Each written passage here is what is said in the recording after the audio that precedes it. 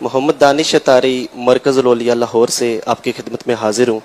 امیر اہل سنت کی بارگاہ میں اور آخر گزارش یہی ہے کہ اگر آپ مناسب ہو تو باپا مجھ گناہ گار کو بھی ملاقات کا شرف بخشے گا باپا.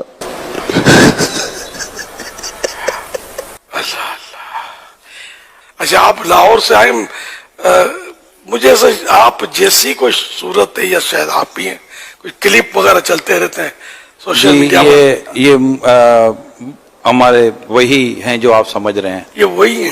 اللہ، دانش بھائی. ان کی زیارت کی تو مجھے یہ خواہش تھی. ارے واہ، تو دیوانگی بھی ہے. اللہ اللہ، کئی کلپ سنے میں نے آپ کے. دیوانگی میں باپا کرم کر دو، بہت گناہ گار ہے باپا، کرم کر دو، بس ملاقات سے بھی نواز دو، کرم کر دو باپا. آپ پر ہماری جان قربان ہے باپا، ہمیں آپ سے بہت پیار ہے باپا. باپا کرم کر دو بس. ہم تو اللہ والے کے منگتے ہیں، ہم تو ویڈیوز بھی باپا بس اسی طرح کی بناتے ہیں. آپ سے باپا درخواست ہے باپا، نواز دو باپا، بس نواز دو باپا، کرم کر دو باپا، آپ سے یہی درخواست ہے.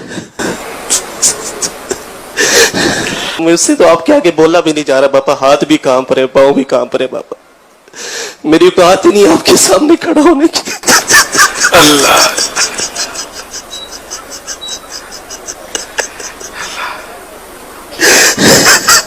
میں 1994 والے اجتماع میں بھی شریک ہوا تھا. اس وقت میں ایف ایس سی میں تھا، اور پھر انجینئرنگ یونیورسٹی سے فارغ ہونے تک 2000 جون میں فارغ ہوا تھا. اس وقت تک دعوت اسلامی کے ساتھ تعلق رہا. اب بھی میں اپنی جو چند ایک اچھائیاں کوئی اخلاقی موجود ہیں میرے میں، تو میں اس کا کریڈٹ اپنے ماں باپ سے بھی بڑھ کے جس شخصیت کو دیتا ہوں دنیاوی اسباب کے اعتبار سے، تو وہ مولانا الیاس قادری صاحب ہے، اس میں کوئی شک نہیں ہے.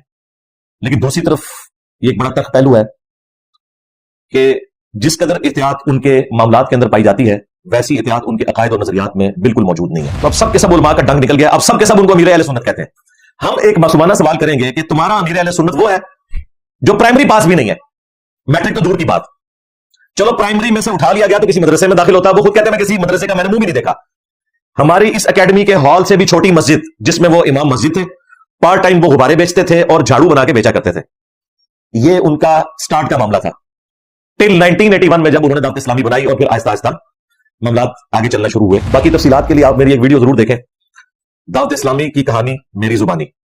اس میں نے پورا ان کا جو نشیب و فراز والا معاملہ ہے اور کس طریقے سے ہم دعوت اسلامی سے نکلے، وہ نکلنے کی وجہ دعوت اسلامی کے عقائد سے اختلاف نہیں تھا، بریلوی ہوتے ہوئے ہی کیوں نکلنا پڑا، وہ میں نے پوری اپنی لائف سٹوری اس میں سنائی ہوئی ہے. آج وہ ٹاپک نہیں ہے، آج تو ہے دانش کی موت. وہ محمد دانش اتاری اس نے بتایا تھا، انہوں نے الیاس قادری صاحب کو منی گاڈ بنا دیا. اور اس سے بڑی بے شرمی ہے کہ الیاس قادری صاحب پوری ڈٹائی کے ساتھ سامنے بیٹھ کے یہ ساری باتیں سنتے ہیں، اور انہیں بالکل حیا نہیں آتی کہ یار یہ تم لوگ میرے ساتھ اس طرح کا ٹریٹمنٹ کیوں کر رہے ہو. حالانکہ یہ وہی الیاس قادری ہے جو الیاس قادری زندہ باد سنتا تھا تو خود کہتا تھا الیاس قادری مرد آباد. اور اب حالت یہ ہے کہ سب نے کھڑے ہو کے لوگ ان کو سٹوریز سنا رہے ہوتے ہیں کہ باپا جانی ہم نے خواب میں دیکھا کہ آپ تشریف لائے اور یہ کر دیا، ہم نے بیداری میں دیکھا آپ ہاسپٹل میں گئے اور آپ نے فلاں کو شفا دے دی. حالانکہ خود جب ان کا پیشاب بند ہوا تھا تو آغا خان سے آپریشن کروایا تھا. مجھے نہیں سمجھ آتی، لوگوں کو تم درباروں میں بھیجتے ہو مصیبت اور پریشانی کے وقت، تم کہتے ہو کہ عبداللہ شاہ غازی نے سمندر روکا ہوا ہے، اور اگر کسی کے ساتھ کوئی ایشو ہے تو وہ ان کے مزار پہ چلا جائے. تو بھائی جس نے سمندر روکا ہوا ہے، جب تمہارا پیشاب رک جاتا ہے تو تم بھی ادھر ہی جایا کرو. لوگوں کو درباروں میں بھیجتے ہیں، خود سب سے مہنگے ہاسپٹلز میں جاتے ہیں. اس کا مطلب ہے کہ ان کو اندر سے پتا ہے کہ اس طرح نہیں دنیا میں ہوتا. بھائی دنیا کو اللہ نے اسباب کے ساتھ جوڑا ہوا ہے. ان بے شرموں کو شرم نہیں آتی کہ ان لوگوں نے مرنا ہے. یہ شیطانی توحید کے اوپر چل رہے ہیں، رحمانی توحید کے اوپر نہیں چل رہے. لہٰذا ان لوگوں کو ایکسپوز کرنا پبلک کے سامنے کہ ان کی معصوم شکلوں سے آپ لوگ دھوکہ نہ کھائیں، یہ امت کو اتنے خطرناک عقائد دے رہے ہیں کہ جس کا تصور بھی نہیں آپ کر سکتے. اپنے سامنے اپنی عبادت کروا، یہ عبادت ہے نا، سامنے کھڑے ہو کر ایک بندہ ان کو ساری کے ساتھ رو رہا ہے، یعنی یہ وہ حالت ہے جو خدا کے سامنے انسان کی ہونی چاہیے، وہ مخلوق کے سامنے. اب یہ جو باپا جانی کے سامنے دانش کی روحانی موت ہو رہی تھی، جب وہ رو رو کے کہہ رہا تھا باپا کرم کر دو، اسے میں جامعہ ترمذی کی حدیث سناؤں گا اور اس کے باپا جانی کو بھی، کہ رسول اللہ صلی اللہ علیہ وآلہ وسلم نے فرمایا جس شخص کی یہ خواہش ہو کہ لوگ اس کے سامنے کھڑے رہیں اسے پروٹوکول دینے کے لیے، وہ شخص اپنا مقام دوزخ کی آگ میں دیکھ لے. وَلِعَوْذُ بِاللَّهِ تَعَالَى. ایک یہ کہ آپ کا کوئی استاد آیا، ماں باپ آیا، آپ ان کے پروٹوکول کے لیے کھڑے ہوئے، انہیں ریسیو کیا، وہ الگ بات ہے، اس میں میری ویڈیو ریکارڈ ہے. ماں باپ کے ہاتھ بھی چوم سکتے ہیں ادھر رکوع تک جھکے بغیر استاد کے، لیکن اپنے استاد کے سامنے مسلسل کھڑے رہنا اسے پروٹوکول دینے کے لیے، तौबा तौबा तौबा। और फिर उसके सामने मुनाजात इस तरह करना जैसा कि खुदा के सामने खड़े में, रो रो के। मेरे भाई यही तो चीज है जो इंसान को शिर्क में मुब्तला कर देती है। जामिया तिर्मिज़ी में एक और हदीस है, अनस इब्न मालिक कहते हैं रज़ियल्लाहु ताला अन्हु कि सहाबा इकराम को रसूलुल्लाह से बढ़कर कोई महबूब नहीं था, लेकिन इसके बावजूद जब कभी भी रसूलुल्लाह तशरीफ लाते सल्लल्लाहु अलैहि वसल्लम सहाबा की मजलिस में, तो कोई एक भी उनके इस्तकबाल के लिए खड़ा नहीं होता था, इसलिए कि नबी इस्लाम इस चीज को नापसंद फरमाते थे कि लोग उनके एहतराम में खड़े हों। जवाज मौजूद है, लेकिन नबी इस्लाम एहतियात वाली साइड पर जाते थे कि मेरे लिए खड़े नहीं होना। लेकिन ये जो खड़ा होना है कि मुसलसल सामने खड़े होकर उसके सामने मुनाजात करना कि कर्म कर दो, ये वाला प्रोटोकॉल तो किसी के लिए भी जायज नहीं है। ये सीधा साधा इंसान को शिर्क के अंदर मुब्तला कर देगा। अगर शिर्क खत्म हो गया है तो आज नुसैरिया फिरका शाम में अली अल्लाह क्यों कह रहा है? क्या ये शिर्क नहीं है? और वो कोई काफिरों का फिरका तो नहीं है, मुसलमानों में से एक निकला हुआ फिरका है। शिया का एक ऑफशूट है जिनको शिया ने खुद काफिर करार दे दिया। शिर्क तो कर रहा है वो। अगर शिर्क खत्म हो चुका तो वो क्यों कर रहा है? देता अल्लाह है, मैं तो सिर्फ तकसीम करता हूं। यानी ये दीन का इल्म, कुरान और सुन्नत का नॉलेज अल्लाह ने मुझे दिया, मैं सिर्फ तकसीम कर रहा हूं। वो जो कुरान में है वमा अलैना इल्लल बलाग, हमारे जिम्मे तो नहीं मगर पहुंचा देना। इसमें रिस्क की तकसीम कहां से आ गई? ये तो दीन सिखाने की बात हो रही थी। इमाम बुखारी ने इसके ऊपर बाब बांधा है कि अल्लाह ताला जिसके साथ भलाई का इरादा फरमाता है उसे दीन की फिक्र अता फरमाता है। उन्होंने चैप्टर की हेडिंग ये बनाई, उन्होंने ये नहीं हेडिंग बनाई है कि अल्लाह ताला रिस्क देता है और नबी तकसीम करते हैं। इमाम बुखारी ने डका ला देता कि कोई गलत रिजल्ट न कर ले दे। जो हमारी जान, माल, इज्जत, आबरू सब कुछ रसूलुल्लाह के कदमों पर कुर्बान। लेकिन रसूलुल्लाह सल्लल्लाहु अलैहि वसल्लम ने किसी शख्स की मोहब्बत को उस वक्त तक कबूल नहीं करना जब तक कि वो अकीदा तौहीद की इस्लाह ना कर ले। ज़हन में रखिएगा, इस तरह की मोहब्बत नबी इस्लाम को नहीं चाहिए कि जिसमें आप रसूलुल्लाह को अल्लाह के मुकाबले के ऊपर खड़ा करते हैं। ये बाबा जानी की एक वीडियो में कह रहे थे कि अगर एक डिस्प्रिन की गोली जो है वो मुश्किल कुशा हो सकती है तो बाबा क्यों नहीं हो सकता? तो बाबा जानी फिर बाबे के पास ही जाना था ना। जब पेशाब बंद हुआ था तो आगा खान से क्यों जाके ऑपरेशन करवाया था? जाते किसी मजार के ऊपर, खतरा भी किसी बुजुर्ग से जाके करवाते निगाह मार के। हाँ, केड़ा बाबा रेकड़ो जो निगाह मार के ऑपरेशन करता है? हम एक नौ मौलूद बच्चा ले जाएंगे, उसके सामने वो निगाह मार कर उसके खतने करे बगैर ब्लेड मारे, पर अगर खतरा ना हुआ, ये कम से कम सजा होनी चाहिए जिन लोगों ने इतना शिर्क फैलाया हुआ है। तमाशा लगाया हुआ इन लोगों ने। तो कहते हैं अम्मी से रोटी ना मांगे हम, और भाई मरी हुई अम्मी से तो कोई नहीं मांगता। जो सामने अम्मी मौजूद है, मरी का जिंदा भी हो सामने ना हो, उससे तो नहीं कोई रोटी मांगता। अरे जी शहीद जिंदा है, सरकार शहीद जिंदा है तो उसकी बेवा उसकी शहादत के बाद अगली शादी क्यों कर लेती है? क्या वो बदकार औरत होती है? नहीं नहीं, वो जिंदा और है, ये जिंदा और है। हाँ आया ना दार ने, हाँ वो बदल के दार थले आना क्यों होता है? ये और भाई अम्मी से रोटी मांगना कोई शिर्क नहीं। कुरान में हुक्म है वतआवनु अलल बिर्रि वत्तक़वा वला तआवनु अलल इस्मि वल उद्वान, नेकी और परहेजगारी के कामों में एक दूसरे की मदद करो और बुराई में अलग रहो। ये हमें कुरान ने हुक्म दिया कि हमने ज़ाहिरी इसबाब में एक दूसरे की मदद करनी है। ये दुआ नहीं है, ये ज़ाहिरी इसबाब है। आप मेरे सामने है, मैं आपको कहता हूं मुझे पानी पिला दो, बिल्कुल दुरुस्त है। लेकिन आप यहां पे मौजूद नहीं, बगदाद में है और वहां भी कब्र के अंदर दफन है, और मैं आपसे कहता हूं कि मुझे पानी पिला दे, या गौसे पाक 2 बोतल नेस्ले की भिजवा दो जरा, तो गौसे पाक नहीं भेज सकते 2 बोतलें नेस्ले की। हाँ, उनके मजार पे खड़ा हुआ कोई शख्स वो अपने किसी दोस्त को फोन करे पाकिस्तान में और वो 2 नेस्ले की बोतलें आपके लिए भिजवा दे, वो एक अलग बात है। खुद नहीं कुछ कर सकते। ये इन चीजों को पकड़ के तो बाबों को पुकारना शुरू कर देते हैं पूरी ढिठाई के साथ, बेशर्मी के साथ। अगर आपने ज़ाहिरी इसबाब को पुकारना है तो भाई इस प्लेनेट अर्थ में सबसे बड़ा अगर कोई सबब है तो वो सूरज है। सूरज से बड़ा अल्लाह की मखलूकात में कोई मुश्किल कुशा नहीं है इस प्लेनेट अर्थ के लोगों के लिए। आपके बुजुर्ग बाबे तो 2-4 बंदों का ख्याल रख सकते हैं ना। सूरज तो 8 अरब इंसानों और खरब मखलूकात की जिंदगी का सबब है इस प्लेनेट अर्थ में। सूरज की वजह से मौसम तब्दील होते हैं, सूरज की वजह से हवाएं चलती हैं, सूरज की वजह से बारिश होती है, सूरज की वजह से खेतियां, दरख्त, पौधे अपनी खुराक तैयार करते हैं। उन खुराकों को जानवर खाते हैं, फिर बड़े जानवर उन जानवरों को खाते हैं। हम इंसान भी इन खेतियों से और जानवरों को खा के अपनी खुराक हासिल करते हैं। अगर सूरज खत्म हो जाए प्लेनेट अर्थ पे कोई भी मखलूक जिंदा नहीं रहेगी। तो मुझे बताएं सूरज से बड़ा मुश्किल कुशा कौन है? फिर क्या कभी हमें वाम भी आया कि हमने सूरज को पुकारना है? हमें पता है कि अल्लाह की मखलूक है, अल्लाह ने ड्यूटी भी लगाई हुई है, फिर भी पुकारना किसे है? अल्लाह को। अगर अल्लाह के सिवा किसी हस्ती को दुआ में पुकारेंगे तो मुशरिक हो जाएंगे। इय्याका नस्तईन का मतलब तुम ये कहते हो ना कि इसमें सिर्फ अल्लाह ही से मांगते हैं, लेकिन ये नहीं लिखा हुआ कि किसी और से नहीं मांगते। हम कहते हैं आगे चल, हम भी नहीं है, आगे चल, हम तुझे दिखा देते हैं वो आयत भी जिसमें मना कर दिया गया।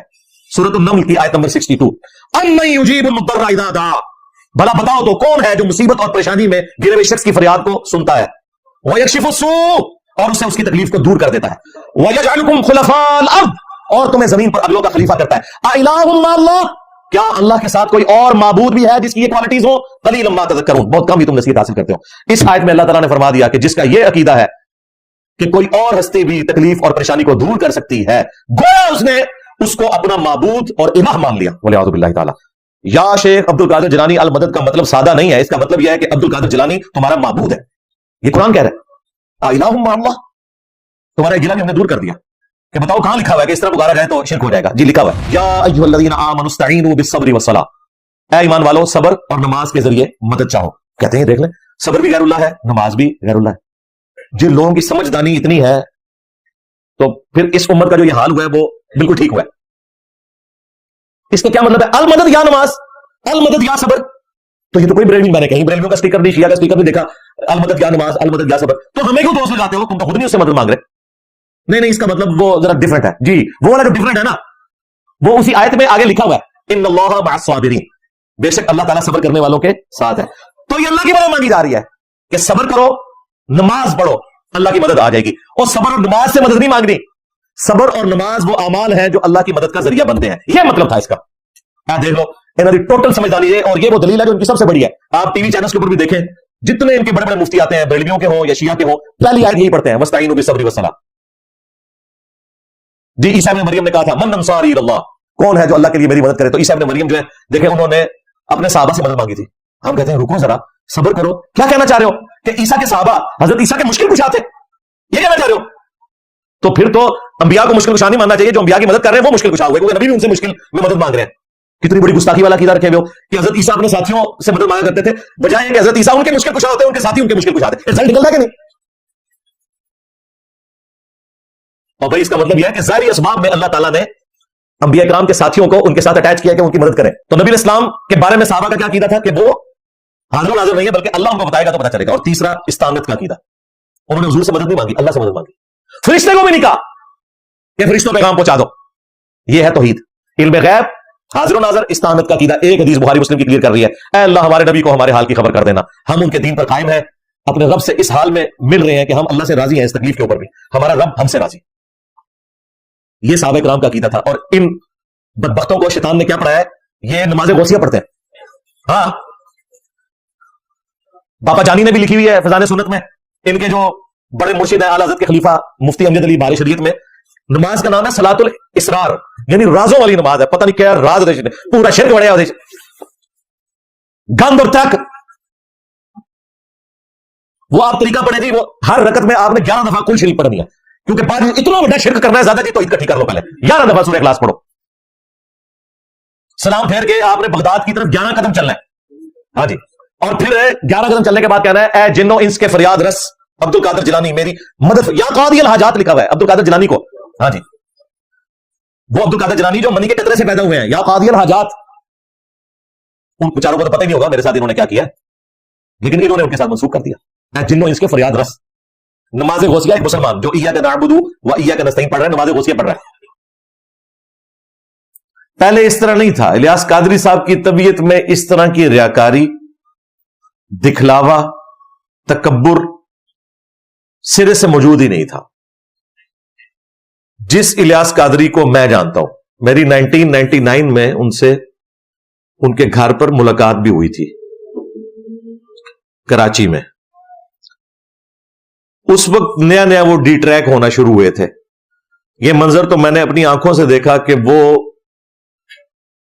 ان کی جو مرکزی مسجد ہے کراچی کے اندر، مدرسۃ المدینہ اور +7 مسجد، اس میں سینکڑوں لوگوں کی موجودگی میں وہ غالباً لکاٹ یا خرمانی کھا رہے تھے.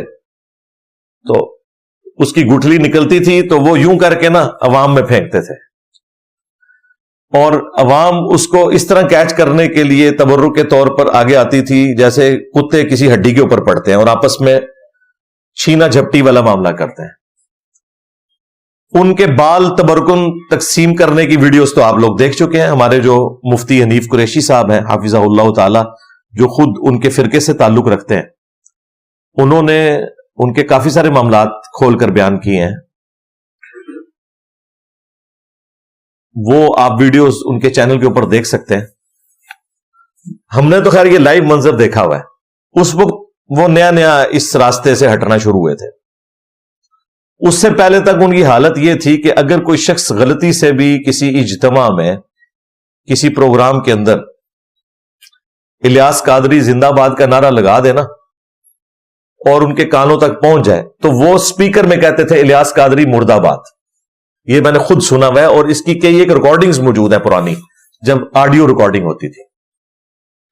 यही वो चीजें थी जिनकी वजह से जो बरेलवी मकतब की अवामुन्नास थी वो उनसे इंप्रेस थी, और जो एक रवायती पीरी मुरीदी सिस्टम था उसको छोड़कर इलियास कादरी साहब के साथ लोग अटैच हुए। कोई शक नहीं है, हजारों नहीं लाखों नौजवानों ने नमाज शुरू कर दी, दाढ़ियां रख ली, पगड़ियां रख ली। एक बहुत बड़ी रेवोल्यूशन बरेलवी मकतब के अंदर, जहां पे सिर्फ निस्बत के अगेंस्ट जन्नत की गारंटी होती है। इलियास कादरी साहब का उस मकतब में आवाज हक को बुलंद करना यह बहुत बड़ी नेमत था, इसमें कोई शक नहीं है। अभी भी मैं उनको बाकी जो रवायती एक पीरी फकीरी की लाइन है उनसे काफी बेहतर समझता हूं। उस वक्त तो उनका कद काट इतना बड़ा नहीं था, लेकिन इस वक्त उनके मुकाबले पर कोई नहीं है। उस वक्त उलमा की अक्सरियत इनसे नफरत करती थी, किसी रीजन की बुनियाद के ऊपर नहीं, जेलसी फैक्टर की वजह से कि नौजवान अटैच हो रहे हैं। हालांकि वो उन्हीं की मसाजिद में नमाज पढ़ते थे, लेकिन वो जेलसी फैक्टर था। दर्स बंद करवा देना, इलियास कादरी साहब के बारे में ये जुमले बोलना कि ये किसी मदरसे का नहीं पढ़ा हुआ, वो तो यकीनन वो तो प्राइमरी भी नहीं उन्होंने की हुई है, मैट्रिक तो दूर की बात है। वो खुद बताते हैं, उनके आप तारुफ के ऊपर वीडियोस मौजूद हैं, और मदरसे से भी इल्म हासिल नहीं किया। उस वक्त जब फैजान सुन्नत के बाद लिखा जाता था ना अमीर अहले सुन्नत, तो वो उलमा जो उनका मजाक उड़ाते थे ना, आज वो उलमा लाइन में लगे होते हैं कि किसी तरीके से बापा जानी से मुलाकात हो जाए। क्यों? उनका कद काट इतना बड़ा हो गया, और सबसे बढ़कर उनके अरबों के चंदे हैं, वो जिसे चाहे जीरो कर दें, क्योंकि दुनिया में सबसे बड़ी ताकत जो है वो माल है। सीधी सी बात है, दुनियावी इसबाब के एतबार से इसमें कोई दूसरी राय नहीं है। तो अब सब के सब उलमा का डंग निकल गया, अब सब के सब उनको अमीर अहले सुन्नत कहते हैं। हम एक मासूमाना सवाल करेंगे कि तुम्हारा अमीर अहले सुन्नत वो है जो प्राइमरी पास भी नहीं है, मैट्रिक तो दूर की बात। चलो प्राइमरी में से उठा लिया गया तो किसी मदरसे में दाखिल होता, वो खुद कहते हैं मैं किसी मदरसे का मैंने मुंह भी नहीं देखा। हमारी इस एकेडमी के हॉल से भी छोटी मस्जिद, जिसमें वो इमाम मस्जिद थे, पार्ट टाइम वो गुब्बारे बेचते थे और झाड़ू बना के बेचा करते थे। ये उनका स्टार्ट का मामला था, टिल 1981 में जब उन्होंने दावत इस्लामी बनाई, और फिर आहिस्ता आहिस्ता मामलात आगे चलना शुरू हुए। मुझे अच्छी तरह याद है, मैं प्राइमरी क्लास का स्टूडेंट था,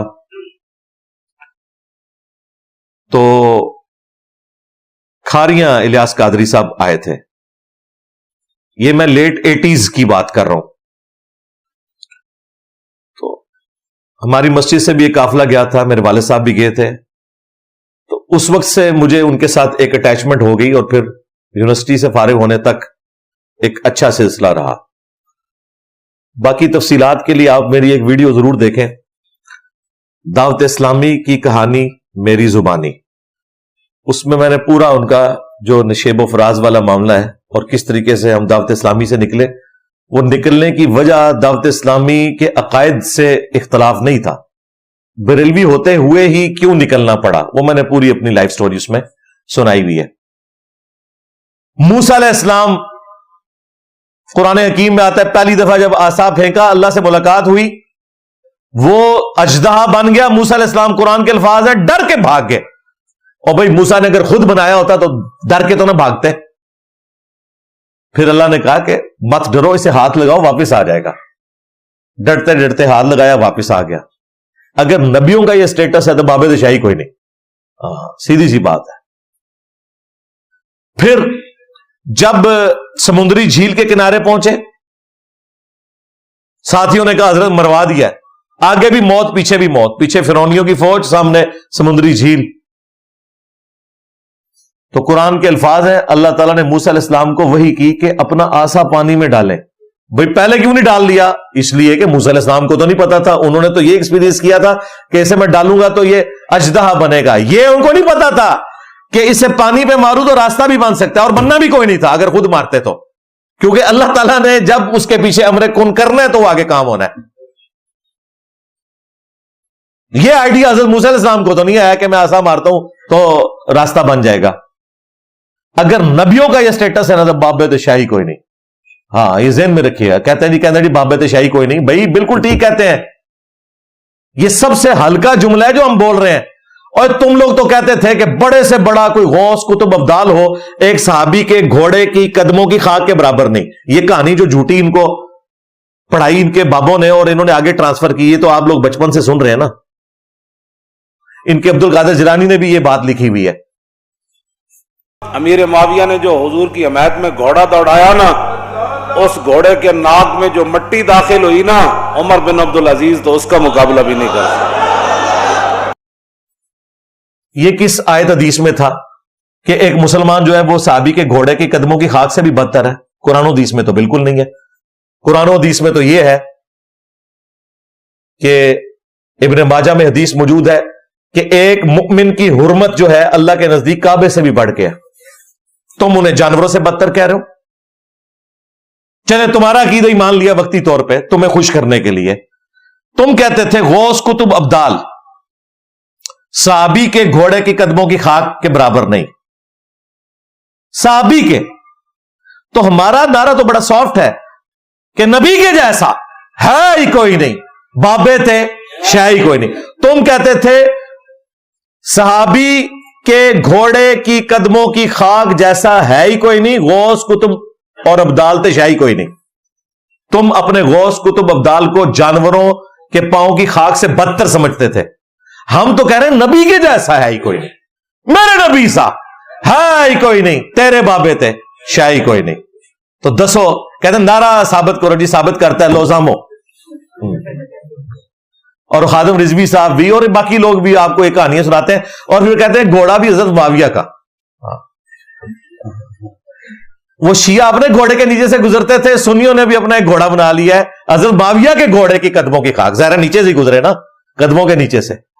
بھائی نہ ہم سنیوں کے گھوڑے کو مانتے ہیں معاویہ گھوڑے کو، نہ ہم شیعہ گھوڑے کو مانتے ہیں۔ ہاں یہ کہانیاں کرانی چھوڑیں، بالکل فراڈ کے اوپر مبنی، اور ہمیں کہتے ہیں جی یہ تو بزرگوں کا احترام نہیں کرتا۔ اور سب سے بڑی بے احترامی تم نے کی ہے کہ بڑے سے بڑا غوث قطب ابدال صحابی کے گھوڑے کے قدموں کی خاک نہیں، تم اپنے بزرگوں کو جانوروں سے بدتر سمجھو۔ ہم یہ بھی نہیں کہہ سکتے کہ میرے نبی سا ہے ہی کوئی نہیں، تیرے بابے شاہی کوئی نہیں، جبکہ تمہارے بابوں نے اپنے ناموں کے کلمے پڑھائے ہوئے ہیں۔ ہاں اے زخم نہیں میں چھوڑنا تھوڑا، چشتی رسول اللہ پارٹی، شبلی رسول اللہ پارٹی، تھانوی رسول اللہ پارٹی، اور پتہ نہیں کتنے رسول اللہ انہوں نے بنایا ہوئے ہیں۔ توبہ توبہ استغفر اللہ، وہ ٹاپک پھر اور پاسے ٹوٹ جائے گا، میرا پھر دماغ پھر جائے گا۔